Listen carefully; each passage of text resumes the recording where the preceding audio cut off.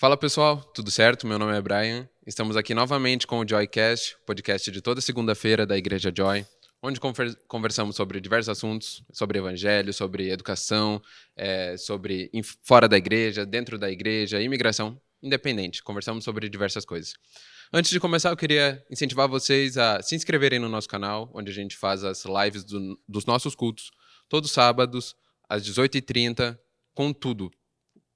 Oração, momento de louvor, momento de palavra, vai estar tudo incluso na nossa live de todos os sábados.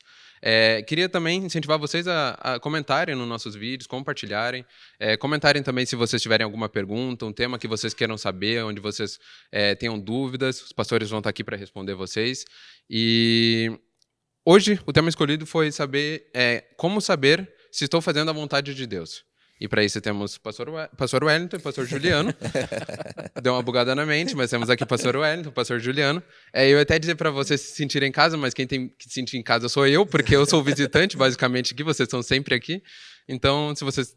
Acho que não precisa nem de apresentação, porque o pessoal já conhece vocês também. Partindo para a primeira pergunta, pensando que já tem uma premissa bíblica, que Deus tem uma vontade, eu queria saber de vocês como que a gente pode definir essa vontade de Deus. Não briguem, gente. Eu diria que Deus ele tem, por assim dizer, na teologia, a vontade de Deus é definida de várias maneiras, mas o nosso foco aqui é falar da vontade geral de Deus. Começando a falar sobre a vontade geral de Deus. Uhum. Então Deus ele tem uma vontade geral. Por exemplo, Deus ele quer que todas as pessoas sejam salvas. É a vontade de Deus. Deus quer que nós amemos uns aos outros. Essa é uma vontade geral de Deus. Deus quer que nós perdoemos uns aos outros, incluindo até mesmo os nossos inimigos. Essa é uma vontade geral de Deus. Deus ele quer que nós tratemos todas as pessoas de maneira igual, sem fazer acepção de pessoas, quer elas sejam ricas, pobres, brancas, pardas, negras, independente da nacionalidade. Então, assim, isso é a vontade de Deus. De uma maneira geral, a Bíblia apresenta o que Deus espera de nós. Então, essa seria, por exemplo, por assim dizer, a vontade geral de Deus. Certo. Não, eu acho que é perfeito. E eu diria o seguinte, que é mais, às vezes, tá? É mais fácil você saber a vontade geral de Deus do que essa vontade específica de Deus para a minha vida. Eu acho que a vontade geral demanda um conhecimento profundo da palavra de Deus, que é onde ele expressa essa vontade geral. E na vontade específica vai exigir de você uma capacidade de discernimento um pouco maior e, obviamente, esse discernimento, essa sensibilidade com a vontade de Deus para a sua vida, para aquilo que Ele quer de você, particularmente, tem muito a ver com essa sensibilidade que emerge de um relacionamento, de uma caminhada com o Senhor. Então, eu diria que, além dessa diferença conceitual, tem uma diferença no descobrimento da vontade geral específica, né? Certo. E pensando nessa questão que vocês falaram tanto da vontade geral, mas também da vontade específica, corre risco do cristão confundir a vontade geral com a vontade específica de Deus? E também quais seriam os riscos, os problemas que isso pode trazer para a gente? Por exemplo, sim, corre o risco do cristão confundir a vontade geral com, por exemplo, com a vontade específica. Por exemplo, Deus ele tem algumas vontades que são específicas, até mesmo na Bíblia. Por exemplo, nós vemos que a Bíblia fala que o povo de Israel ele olhou para as nações circunvizinhas e viram que as nações tinham um rei e foram até o profeta Samuel, que era o representante de Deus naquele momento, e disseram, nós queremos um rei. Então Deus ele permite que faz uma escolha através de Saul, mas nós vemos, por exemplo, que aquilo não era uma escolha específica, uma vontade específica de Deus. Deus ele está dizendo, uma vez que vocês querem, eu vou deixar com que a vontade de vocês aconteça para eu mostrar para vocês que vocês estavam errados e eu estou certo. Nós temos, por exemplo, uma vontade específica de Deus. Deus ele impediu, por exemplo, com que Uhum. a Sara tivesse relações com homens quando Abraão pecou, porque Deus tinha um plano específico através daquela descendência. Ele diz: eu quero um filho e esse filho vai ser entre Abraão e Sara. Em se tratando de casamento ainda, Deus ele diz claramente que é para Maria se casar com José e José casar com Maria, a ponto dele enviar um anjo e falar assim: não, não largue aquela mulher, porque eu tenho um plano, um projeto. Mas isso não quer dizer, por exemplo, que Deus ele tem um plano necessariamente para todas as pessoas, dizendo: Antônio, você tem que casar com a Maria. Maria, você tem que casar com o, sei lá, Fernando. Então, isso está numa vontade geral, ou seja, qual seria a vontade geral? Deus ele vai dizer, em se tratando, por exemplo, de relacionamentos, ele vai dizer: o cristão ele deve se relacionar com uma pessoa que seja cristã. Ele não diz que você tem os seus gostos, você tem as suas predileções, mas ele não diz necessariamente você precisa casar com aquela pessoa. Mas às vezes as pessoas, por exemplo, já chegaram para mim dizendo: eu acredito que Deus queria que eu casasse com aquela pessoa, e como eu não casei, agora para o resto da vida eu estou fora da vontade de Deus. Então essa seria uma maneira, por exemplo, em que as pessoas às vezes confundem uma vontade geral com a vontade específica. Eu não sei se eu fui claro. Foi claríssimo. Eu lembro, por exemplo, de Isaac e Rebeca, porque foi assim, cirúrgico Deus, para escolher a esposa de Isaac. É aquela ali. Então Abraão manda o servo para procurar a Rebeca. Foi bem pontual. Coisa que não acontece. Qual é a vontade de Deus? Que os seus filhos se casem. Exato. Mas lá naquele momento Deus falou: tem que ser ela. Como você deu o exemplo de Maria e José. Então eu concordo. Eu acho que é por aí. Bom, a gente vai desdobrar outras questões, né, que estão borbulhando aqui na mente. Mas vamos com calma. Quando Jesus fala em Mateus 28, 18, que ele diz: portanto, vão e façam discípulos de todas as nações. Vocês acham que ele está falando, tá dando uma missão geral assim também? Uma vontade geral para todos? Ou, para mim, não parece ser específico, né? Sem dúvida. Eu, por exemplo, entendo quando ele fala de todas as nações, ele quer dizer que nós não devemos fazer acepção de nenhuma nação. Ou seja, eu vou pregar para um brasileiro, mas não necessariamente para um canadense. Eu vou pregar para um estadunidense, mas não vou pregar para um japonês. Todas as nações.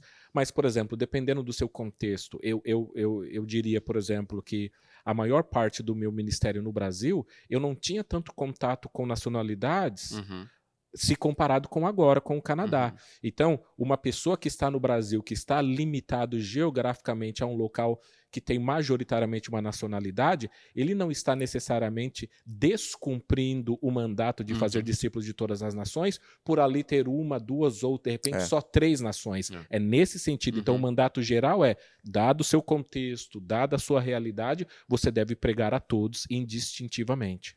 Eu concordo. Aí, vamos aplicar esse conceito do geral específico num caso bíblico. Eu pego o caso, por exemplo, de Jonas. Sim. Deus tinha um chamado de que a palavra dele se espalhasse para todas as nações da terra, desde o Antigo Testamento. Então isso não é uma prerrogativa do Novo Testamento. Ele chama Abraão e fala: eu quero que você seja a bênção para todas as famílias da terra. Né? Só que Jonas tem um chamado, como outros profetas, né? Mas Jonas tem claramente ali um chamado para um povo específico, para uma cidade específica, né? Então era a vontade de Deus que Jonas fosse para Nínive e alcançasse os ninivitas. Mas a vontade geral dele é que a glória dele se tornasse conhecida por todas as nações. Através de Jonas. Através de Jonas. Agora, às vezes eu tenho missionários que já falaram: Deus me chamou para aquela nação, para aquele povo. Né?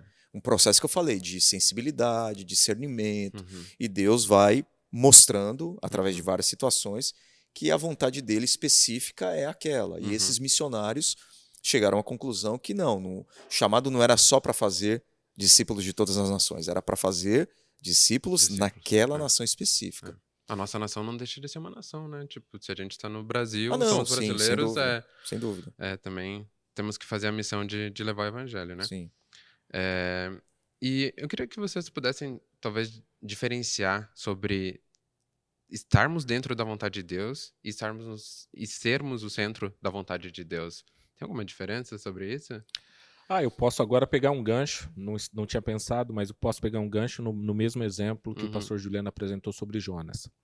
Jonas, o livro começa com ele fugindo de Deus, ou seja, ele não quer estar na vontade de Deus. Deus cria situações que ele é levado a pregar. E ele começa a pregar. Mas quando ele prega, ele não tem uma expectativa de que a mensagem realize aquilo que Deus quer. Ele prega, mas ele não prega pensando que as pessoas vão se arrepender.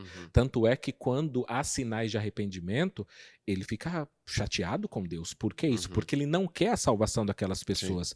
Então mostra que, em um sentido geral, ele cumpria a vontade de Deus que ele pregava, mas num sentido específico, ele não desejava a salvação daquelas pessoas. Ou seja, ele estava pregando o que é algo da vontade de Deus, mas especificamente aquelas pessoas ali, ele não queria ver a salvação, por exemplo, daquelas pessoas. Então, por exemplo, ele estava em um sentido dentro da vontade de Deus, mas não totalmente alinhado com a vontade de Deus. Talvez de maneira didática seria talvez a gente tentar imaginar, eu estou criando aqui uma ilustração, imagine um círculo, por exemplo, e você faz uma bola no meio, e você pode estar no círculo, mas não necessariamente no centro do círculo. Então, você está dentro da vontade de Deus, mas não necessariamente cumprindo tudo que Deus gostaria que você cumprisse. Perfeito. Aqui nos bastidores, o Wellington lembrou de um texto, e eu vou citá-lo. Para mim, esse texto é perfeito para falar sobre isso, para explicar essa ideia de estar fazendo a vontade de Deus, mas não no epicentro da vontade de Deus, que é Atos 16. Né? Atos 16, de 6 a 7, quando Paulo e os seus companheiros, diz o texto, viajaram pela região da Frígia e da Galácia. Eles estavam fazendo o quê? Pregando o evangelho. Deus os chamou para pregar o evangelho. Todos os lugares. Ele estava fazendo isso. Porém, o texto diz, tendo sido impedidos pelo Espírito Santo de pregar a palavra na província da Ásia. Quando chegaram à fronteira da Mísia, tentaram entrar na Bitínia, mas o Espírito de Jesus não permitiu, porque Jesus os queria lá na Macedônia, né, abrindo as portas para o evangelho entrar na Europa, os confins da terra. Depois Paulo foi para a região da Ásia Menor e plantou igrejas lá. Então veja, eles estavam fazendo a vontade de Deus, pregando a palavra, nada de errado, mas Deus tinha uma vontade específica para eles naquele momento. Então eu falei, é uma questão, porque a vontade geral está revelada, você sabe qual é, tem que conhecer a Bíblia. Mas muitas vezes, repito, eu tento trazer isso para a minha própria vida. Eu quero estar sensível ao mover do Espírito Santo, porque pode ser que ele tenha um caminho muito específico para a minha vida nessa fase que eu estou vivendo. Então, vai de mim saber discernir essa vontade específica. Eu não acho que a gente pode também ficar correndo atrás dessa vontade específica o tempo todo, no seguinte aspecto, que às vezes, Wellington, o cristão ele passa a tratar a vontade de Deus como uma coisa muito mística. Então você tem que descobrir e revelar e desvendar qual é a vontade de Deus para a sua vida. E isso pode gerar um relacionamento com Deus muito complicado, como se Deus estivesse escondendo a vontade dele. Né? Então a gente se preocupa tanto com a vontade específica que a gente se esquece de cumprir a vontade revelada. Então, com quem eu vou casar? Essa, é aquela tal. Peraí, Deus revelou a vontade dele. Ele quer que você case com uma discípula de Jesus, com uma pessoa que tenha caráter, que caminhe com ele. Tem alguns critérios lá, mas às vezes na ânsia de querer a vontade específica, você fala, não, mas Deus não me revelou ainda. Deus me dá o nome. Me dá o nome. Você escreve no papel aqui, Deus. Número exato, por favor, CPF. Eu não sei se eu estou sendo claro não, também, tá sendo, sim. Mas é como se Deus fosse um oráculo, como nas religiões pagãs, e você tem que estar sempre tentando desvendar o que esse Deus escondeu de você, né? Loucura, até porque isso eliminaria o processo da fé. Se tudo que eu vou fazer for revelado, eu não vivo mais por fé, eu vivo necessariamente dessa revelação. Deus, que rua que eu atravesso agora? E pode chegar a um ponto que você pode não viver, né? Se você for, já imagine, Obcecado, né? eu devo tomar café ou devo tomar leite? Deus Eu não, tem um amigo hoje mais distante, na minha cidade, Natal, e ele era de uma igreja com uma determinada vertente, e na igreja dele tinha uma profetisa, que para mim era mais uma pitonisa do que uma profetisa, e as pessoas a consultavam para quaisquer decisões. E ele falou para mim que chegou no momento que ele, quando tinha que pegar a serra para ir de Santos para São Paulo, pegar imigrantes, né, fala serra, ir para São Paulo, ele ligava para ela e perguntava se ele tinha que ir ou não. Chegou nesse nível. Não, será que Deus quer que eu vá? Loucura, né? Então pode ser um grande perigo também no nosso relacionamento Como com o Deus. pastor falou, né? Perde o sentido da fé, fica dependente total de tipo, Deus tá te guiando, né? Como se fosse um bebê, sempre te instruindo todas as funções, né? Exatamente. Até porque, por exemplo, Deus ele se revelou a Paulo dessa maneira, Deus mostrou para Jonas dessa maneira, mas para muitas outras pessoas ele não agiu assim.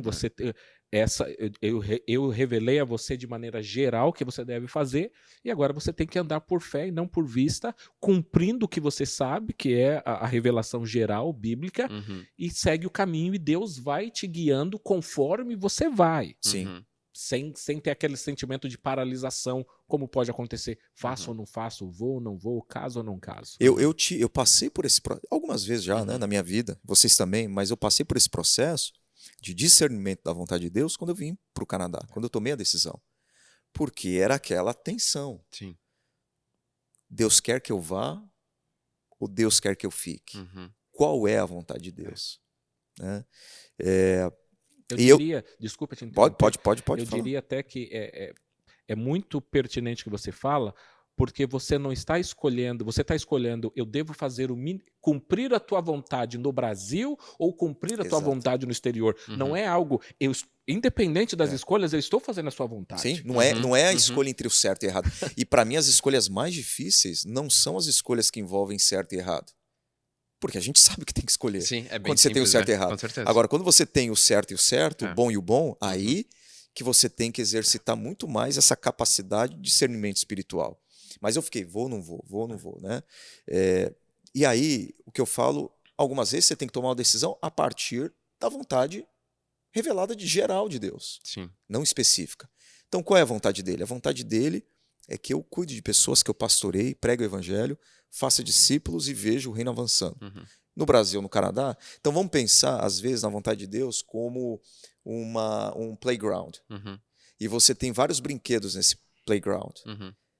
Aí você fala assim, qual é a vontade de Deus? Não, a vontade de Deus é que você brinque dentro do playground. Não importa se é no escorregador, se é no balanço, se é aqui, se é lá. Se você está dentro, nos limites da vontade revelada de Deus, não tem problema você brincar em qualquer brinquedo. E essa foi basicamente a minha decisão. Sim. Deus não apareceu para mim num sonho, ou eu não recebi Juliano, o Canadá, ou eu sonhei com a bandeira do Canadá tremulando diante de mim. Não, eu fui fazer algo que eu sempre fui apaixonado, que é ver a igreja crescendo, plantando igrejas e tal. Então foi a partir dessa compreensão que eu tomei a minha decisão, né? Mas eu vi as portas se abrindo, as coisas fluindo, né? Então tudo aconteceu de maneira muito, muito natural. Sim. E eu vi nesse processo essas portas se abrindo, uma após a outra, o mover de Deus, a mão de Deus dizendo, não, é isso aí mesmo. Juliano, mas se você me permite, mas e quando você, então, de repente, está na vontade de Deus e as portas não estão se abrindo e a situação não é necessariamente ao seu favor? A nossa tendência é interpretar portas que estão entreabertas ou fechadas como não sendo da vontade de Deus. E aí entra aquela questão que eu falei para vocês do discernimento, da intimidade com Deus. São essas pessoas com quem Deus tem intimidade que ele revela, diz a Bíblia, né, os seus segredos. Né? Ao homem que teme ao Senhor, ele o instruirá no caminho que deve escolher. Então, às vezes, essas portas fechadas, você tem que bater e você tem que insistir. E Deus, na sua providência, na sua graça, só vai abri-las à medida que você perseverar. Uhum. Então, seria possível também que nesse processo eu encontrasse portas sendo fechadas e nesse processo difícil, a vontade de Deus é que eu insista, que eu persevere. Uhum. Eu vou dar um exemplo aqui, estamos aí com a dificuldade relacionada ao vício da Thaís. Uhum. Né? O vício, eu não sei se comentei com você, Wellington. Algumas vezes. Mas a partir de novembro, ela, teoricamente, já não pode mais trabalhar. Loucura isso. Porque mudou o NOC e tal, então o vício dela de Open Work Permit está cancelado. Eu posso interpretar isso de duas formas. Eu posso interpretar isso dizendo, são obstáculos que eu vou ter que superar, vamos continuar prosseguindo, porque é a vontade de Deus que nós estejamos aqui. E eu posso também fazer uma leitura diferente, dizer, não, Deus está fechando portas aqui porque Ele está nos direcionando para outro lugar. São duas maneiras. O que vai definir isso? As circunstâncias, porque se tiverem fechadas, né, você tem que tomar uma decisão e Deus fechou, ponto final, Ele quer você numa outra direção, ou Ele vai escancarar as portas. Então vai muito do discernimento, desse relacionamento com Deus, dessa sensibilidade ao soprar do Espírito Santo, mas também por intermédio das circunstâncias. Deus vai falando. É o que eu falo assim, numa situação difícil, e eu tento carregar isso para a minha vida, eu luto até a última gota de suor e de sangue. Acho que a gente não pode desistir antes de derramar a última gota de suor, a última gota de sangue. A gente tem que insistir. Mas chega um momento que aí você tem que começar a dar jeitinho. Não. Se eu tiver que começar a dar jeitinho, a flexibilizar princípios, valores, para obter alguma coisa e chamar isso de vontade de Deus, não. Deus não... Eu acho que Deus não trabalha assim. Também acho que não. Enfim, não sei se eu... Sim, não, perfeito. No próprio exemplo que você leu de Atos 16, nós tivemos a oportunidade de ministrar sobre o livro de Filipenses e nós sabemos que Paulo, quando ele chegou, ele mal chegou, Deus o abençoou, mas ele foi preso, ele apanhou, e é naquela situação que ele juntamente com Silas vão cantar por volta de meia-noite e vão ser libertos da prisão. Então, agora veja, depois de ele ter recebido a direção do Espírito Santo dizendo, não vão para a Ásia, vão para a Macedônia, para a Europa, depois de ele ter tido essa confirmação, quando ele chegou lá, o problema agora já não passa a ser um problema para ele, porque ele entende, se Deus pediu para eu vir aqui e essa é a vontade dele, ele está permitindo, é porque ele sabe o que ele está fazendo. Então veja que a pessoa já se desprende das preocupações, porque ele sabe, eu estou na vontade de Deus. Se Deus permitiu, é porque ainda que eu não entenda, ele tem um plano, ele tem um projeto, ele tem uma saída. É diferente. Perfeito. Agora uma dúvida. Tu chegou a comentar das portas se abrindo. Às vezes Deus quer que a gente fique batendo até ele chegar a um ponto... Tá, beleza. Tu tem que ficar insistindo para que eu possa abrir. Tu não acha que... Agora uma pergunta mesmo. Tu não acha que talvez a gente arrombe algumas portas, mesmo que Deus esteja tentando manter elas fechadas pra gente? Sem dúvida. E a gente toma decisões erradas baseadas nisso? Jonas. Exato. Jonas. E assim, Jonas encontrou todas as portas abertas para não fazer a vontade de Deus. Porque às vezes a gente acha que Deus vai fechar as portas. Deus, ele vai, ele compra passagem, tem o navio lá, a embarcação para uma região, para onde ele estava indo lá? Era... isso me fugiu a mente. Tarsis, não. Acho que era Tarsis. Eu acho que era Tarsis, era isso. Estava indo numa região diametralmente. Você olha Tarsis. Juliano, se você me permite, eu não vou lembrar agora quem foi o pregador ou o teólogo que disse o seguinte: para sair da vontade de Deus, Satanás tem sempre um carro, uma pessoa, um convite preparado. Ou seja, para não fazer a vontade de Deus, geralmente as portas sempre estarão escancaradas. Com certeza. Você entendeu? Eu acredito. A gente não pode só interpretar a porta aberta como vontade de Deus. As portas estão se abrindo. Peraí, calma lá, porque o diabo também sabe abrir porta. Que tá se abrindo também, exato, né? Tipo, como tu disse, né? É lícito isso? É uma porta que dá pra ver que realmente é Deus quem tá abrindo, ou é uma porta onde, tipo, tu vai perder princípios, tu vai perder tua moral entrando nela, né? Não, ó, tem uma empresa aqui, que emite um LMAE, tal, você paga tanto, você... O imigrante escuta muito isso, né? É complicado. No desespero a gente... E a gente faz, exato. Que é uma você pena, vai na né? boa fé, você acha que é um negócio... Não, Bom, enfim. Saul- Eu ia entrar num caso aqui, mas é melhor não. Saul entrar. perdeu seu reino dessa maneira, quando Deus disse para ele que ele deveria aguardar o profeta Sim. Samuel Uhum. e que ele não deveria, no caso, realizar o sacrifício, não era função Uhum. dele, mas o suposto atraso de Samuel para ele, não, eu preciso abrir essa porta, eu preciso fazer o sacrifício, eu preciso dizer que eu ainda estou na vontade de Deus. E quando o profeta Samuel chega, ele vai dizer, pelo fato de você desobedecer, ou seja, literalmente dar uma bicuda na porta achando que o Uhum. reino foi rasgado de você agora. Exato. Uhum. Até porque a gente tem livre-arbítrio, né, pra fazer as coisas, então...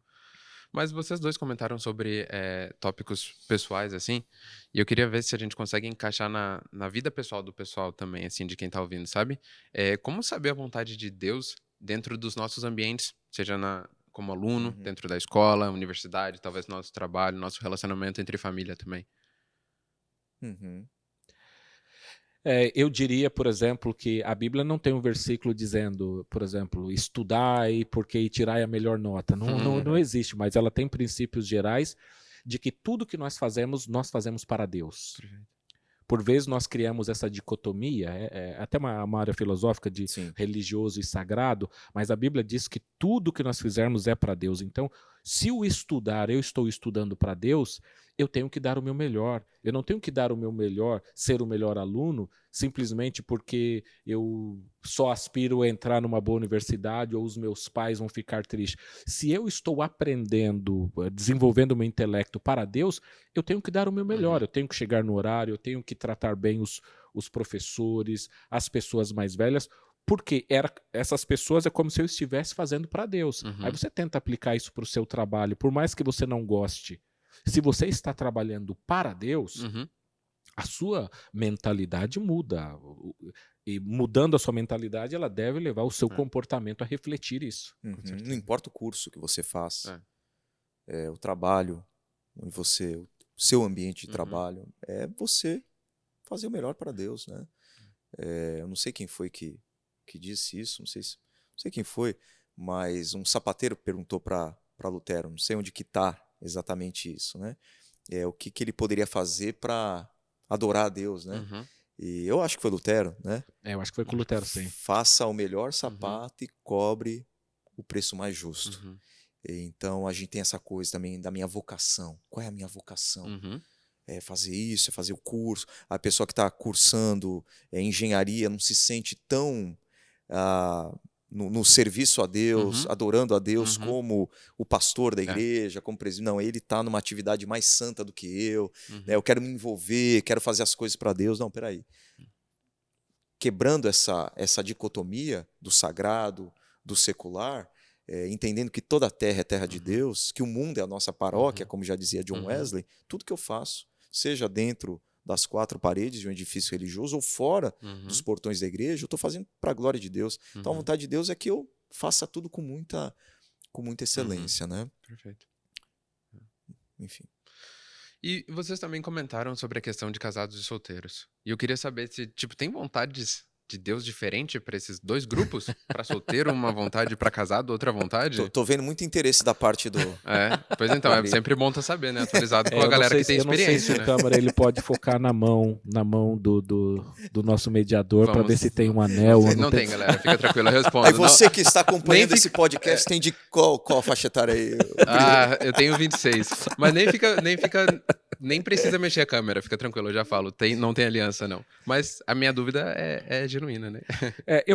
Eu vou ler, por exemplo, a passagem que o apóstolo Paulo escreve em 1 de Coríntios, capítulo 7, dos versículos 32 ao 34, que dizem assim: E bem quisera eu que estivesseis sem cuidado. O solteiro cuida das coisas do Senhor, em como há de agradar ao Senhor. Mas o que é casado cuida das coisas do mundo, em como há de agradar a mulher.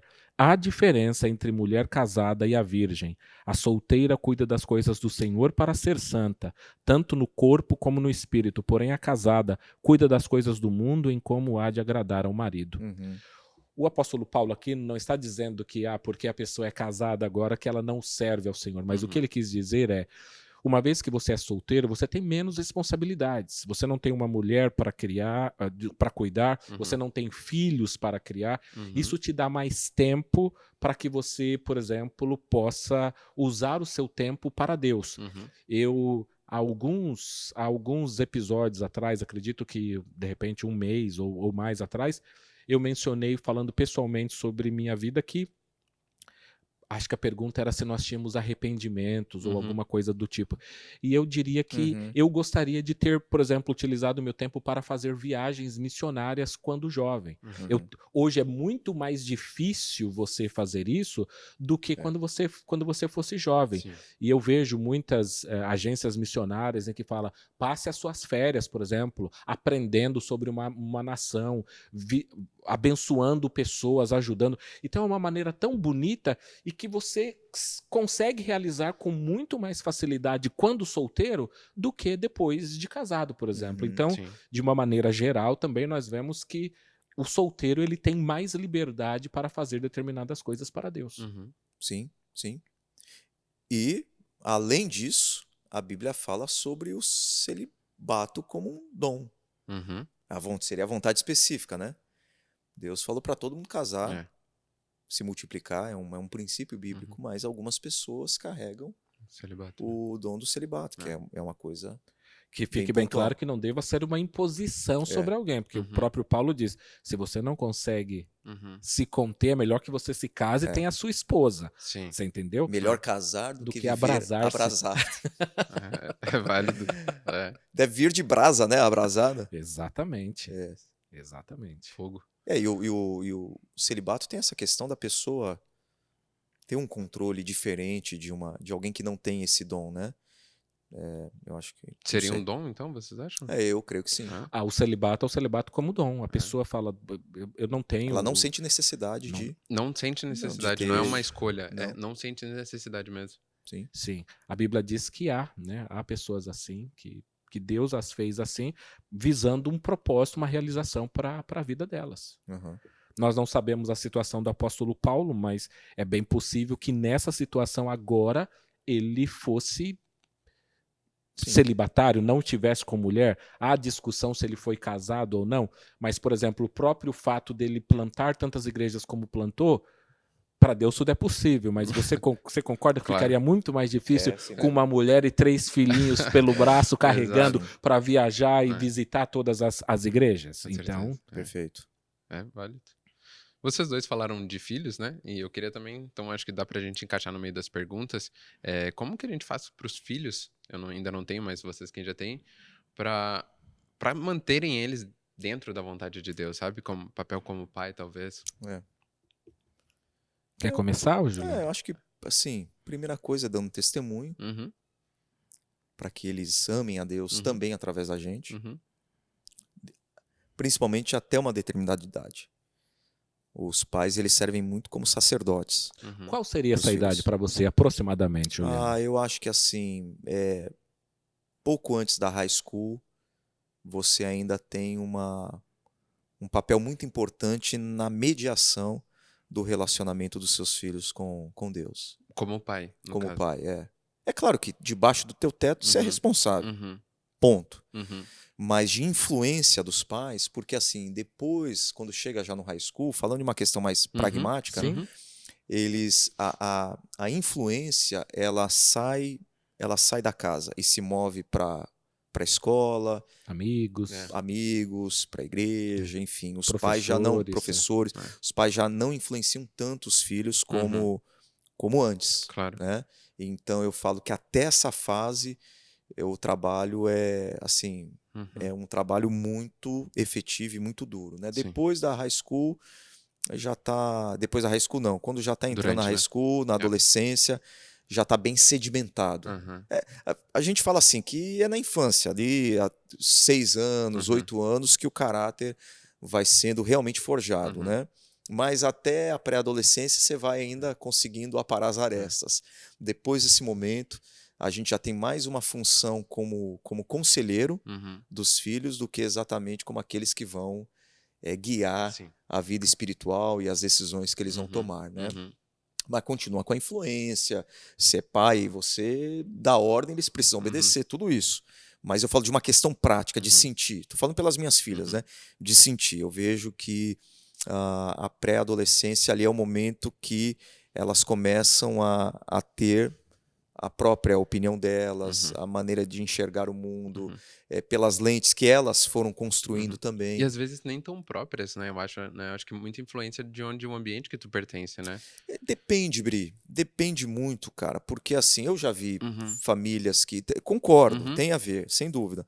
Mas já vi famílias cujos filhos foram criados num ambiente muito saudável e entraram nessa idade, adolescência, high school, pegaram os óculos que os pais colocaram, que a igreja colocou, que a gente ajudou a fazer, a forjar. Eles pegaram esses óculos, jogaram fora e colocaram outros.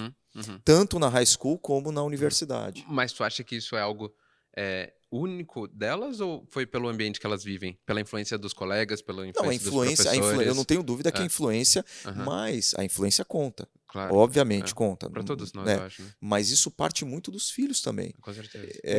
Bom, o que eu acho que é importante dizer isso é que, por exemplo, eu entendo e você está correto, a influência conta, mas o discipulado é para dizer isso. Com certeza. Você tem que ser discipulado independente do que está acontecendo ao seu redor. Vamos pensar em Misael, Ananias e Azarias. Está todo mundo se dobrando diante de Deus, mas eles não estão. Quer dizer, se fosse olhar pelo contexto, eles também deveriam se curvar, mas não deve ser. Mas eu concordo que é um fator.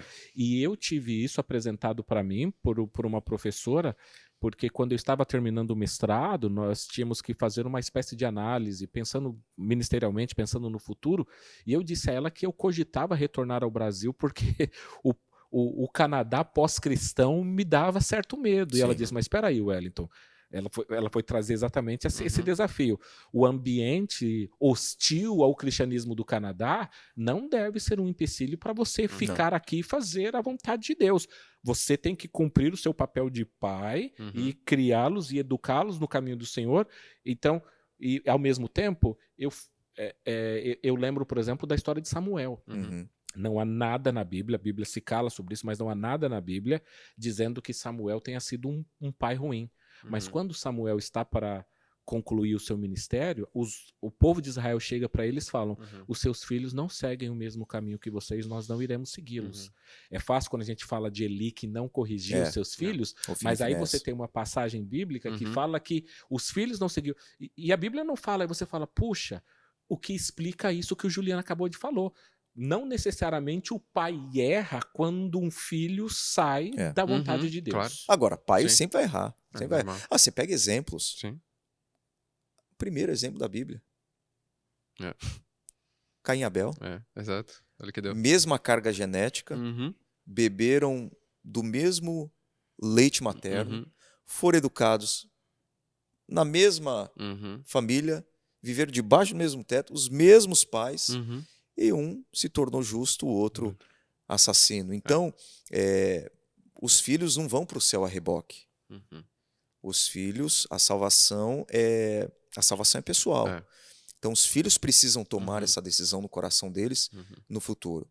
Quando o Provérbios diz que ensina a criança no caminho que deve andar e ela, quando for adulta, não vai se afastar, a gente precisa entender o livro dentro da proposta, que é um livro de sabedoria, que apresenta a regra. É uma premissa geral. É uma premissa geral. E isso a gente só aplica para o lado bom. A gente só aplica para o lado bom. Existe o lado ruim. Se você ensinar no caminho errado, vai seguir o caminho errado. Então esse é o princípio de Provérbios. Mas, no final das contas, voltando à tua questão, o nosso papel é dar o exemplo, principalmente na infância, na pré-adolescência, em todas mas principalmente na infância, na pré-adolescência, que é o momento assim crucial da formação do caráter dos filhos, mas sempre confiando.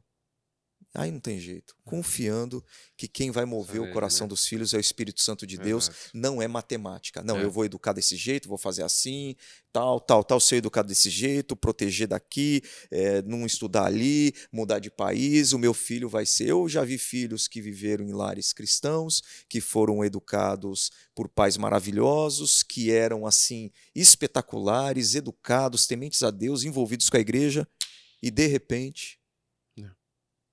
apostataram, né? Uhum. Tem uma pesquisa que diz que de cada 10 jovens que entram na universidade, 6 se afastam do evangelho e da igreja, jovens cristãos. Então é um fato, né? É. Eu não estou criando terror aqui Não. e dizendo, não, Mas é a fiquem realidade, com né? medo, mas é uma Com realidade. certeza. Com certeza. É. Mas, assim como também tem esse pessoal que foge um pouco, tem uma galera também que não tem pai cristão No meu e caso. acaba se encontrando, né? A gente tem até um caso aqui na igreja também, né? De um adolescente sobre isso, que se encontrou, mesmo não tendo pais cristãos. Glória a Deus. Amém. Mas tu comentou dos pais ali, da função dos pais, e pra quem não sabe, eu sou líder de adolescente aqui na igreja, e eu acho maravilhoso quando eles vêm me contar, e eles falam com gosto assim no coração, que antes de tomarem uma decisão, eles consultaram os pais, sabe? Uhum. Que eles conversaram sobre isso, que eles ouviram a opinião.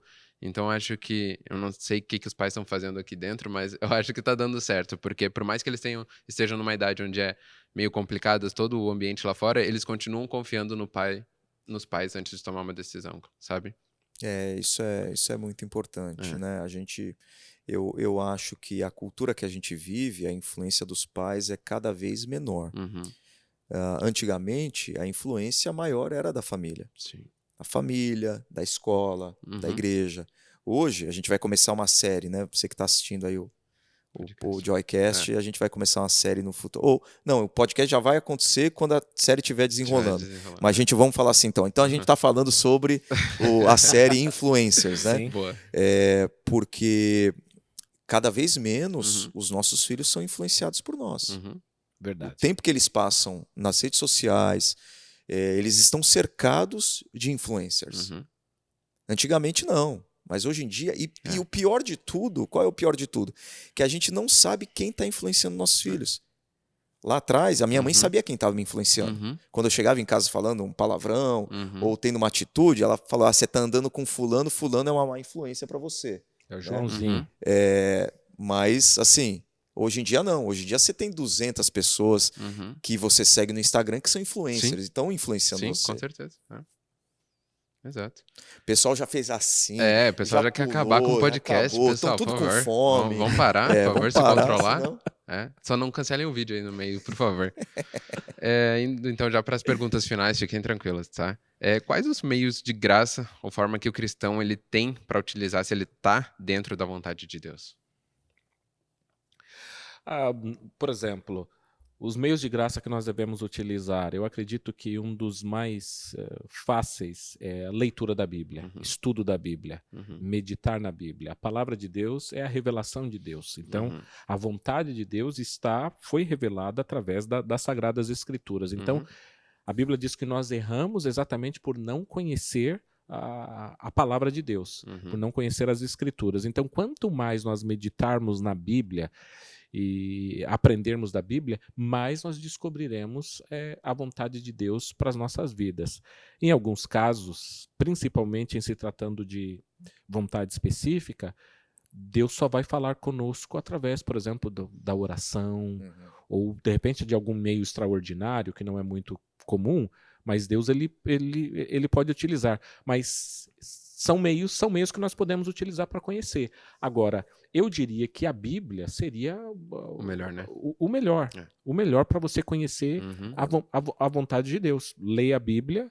E faça oração, como diz a musiquinha. Sim, faça a oração. Mas eu falo nesse sentido porque, por exemplo, tem algumas pesquisas que dizem que muitas igrejas, os cristãos, o que eles sabem de Bíblia é o que eles ouviram do púlpito, ou seja, eles terceirizam conhecimento. Então, o que eu sei é o que o meu pastor ou o meu líder passa para mim. Sim. E aí você, primeiro, é ruim. A Bíblia é novinha em casa. Sim. E caso tenha um líder que não seja tão bom, quer dizer, aí o conhecimento é ainda mais pífio ainda. Então, assim, não há uma terceirização. Eu preciso porque nós, como evangélicos, como protestantes, nós não acreditamos nessa mediação. Tem que ter um líder que me faça chegar a Deus. Deus usa os líderes para nos aperfeiçoar, para que nós melhoremos, mas nós temos acesso direto. Verdade. Perfeito. Até uma coisa que eu falo para os Perfeito, concordo. adolescentes é de estimular a ler a Bíblia e conversar com Deus, é que tu não tem como ter intimidade com alguém que tu não conversa, né? Que tu não Exato. fala. Como é que tu vai saber quais planos de Deus para tua vida se tu não conversa com ele, se tu não abre tua Bíblia, né? É muito bom isso. E só para então vamos para a última pergunta, né? Para deixar o pessoal lá em paz também. O que a gente faz quando a gente percebe que não está na vontade de Deus? Tem como recalcular a rota, tipo GPS, assim? Com certeza, É. sem dúvida alguma. Tem Quiserem que, dar vo- tem que, exemplos? tem que, tem É, que voltar para Nínive, não tem jeito. perfeito. Dá para recalcular a rota, Uhum. pedir perdão a Deus, reconhecer que está em caminhos errados. Deus fala: se o meu povo, que se chama pelo meu nome, se humilhar e orar Uhum. e me buscar, Uhum. né? Deus fala: eu perdoarei os seus pecados e sararei a sua terra. Então, se entendeu que você não está fazendo a vontade de Deus, é o momento de se arrepender e a oportunidade de restauração. Uhum. Mas faça isso logo, porque pode ser tarde. A gente nunca sabe o dia de amanhã, né? A gente Essa que é nunca verdade. sabe o dia de amanhã. O filho perdido, o filho pródigo, ele teve esse momento. Deus, na sua infinita e maravilhosa graça, ele permitiu que, enquanto ele estivesse longe do Pai, fazendo o que estava fazendo, que ele tivesse tempo para se arrepender. Sim. Agora, a questão é essa. A questão é que a Bíblia também fala que existem pessoas que fazem planos e projetos sem saber qual é o final dele. A Bíblia diz: louco, mal sabes tu que hoje eu pedirei a tua alma. Uhum. Então, essa Uhum. questão da urgência é sempre agora. Se eu e você estamos fora da vontade de Deus, o momento de se arrepender é agora, não é amanhã, depois, não é igual vou começar um regime semana que vem, não. O melhor momento para começar é agora, né? E se tratando das coisas de Deus, tudo tem extrema urgência, Com tudo para certeza. agora. Com certeza. Não precisa dar um hard reset antes de. Pensando que vai acordar amanhã. Não, beleza, hoje eu vou começar a vida. Não, começa agora, cara. É melhor. Porque talvez tu não acorde amanhã, né? Sim. Vocês querem fazer mais algum comentário? Pessoal, de O repente, que eu gosto, uma o pergunta versículo que que ele eu não fez? amo é: ao homem que teme ao Senhor, ele o instruirá no caminho que deve escolher. Então, às vezes a gente se preocupa muito com o caminho, qual é o caminho que eu devo escolher, mas a nossa preocupação é temer ao Senhor. Com certeza. Caminhe com Deus, viva uma vida de relacionamento sincero, íntimo, pessoal com o Senhor, e no momento certo ele vai dirigir os seus passos. Muito bom. Amém. Amém. Gente, muito obrigado você que acompanhou até o final. Continuamos com as nossas séries todas segundas-feiras com o podcast da Joy, o Joycast. Como eu disse, compartilha, comenta, compartilha com a família, com os amigos, mas comenta também a sua vontade. De repente a gente traz um tema que você não ouviu aqui ainda no Joycast, ou de repente tem até alguma pergunta, de repente a gente faz um vídeo respondendo perguntas pessoais do pessoal. Mas interajam, é sempre bom ter vocês aqui e que vocês tenham uma noite, um dia, uma tarde, independente do horário que tu esteja ouvindo ou assistindo, tenha uma noite, um dia abençoado em nome de Jesus e que Deus abençoe a família de vocês. Amém. Valeu. Muito bom, gente.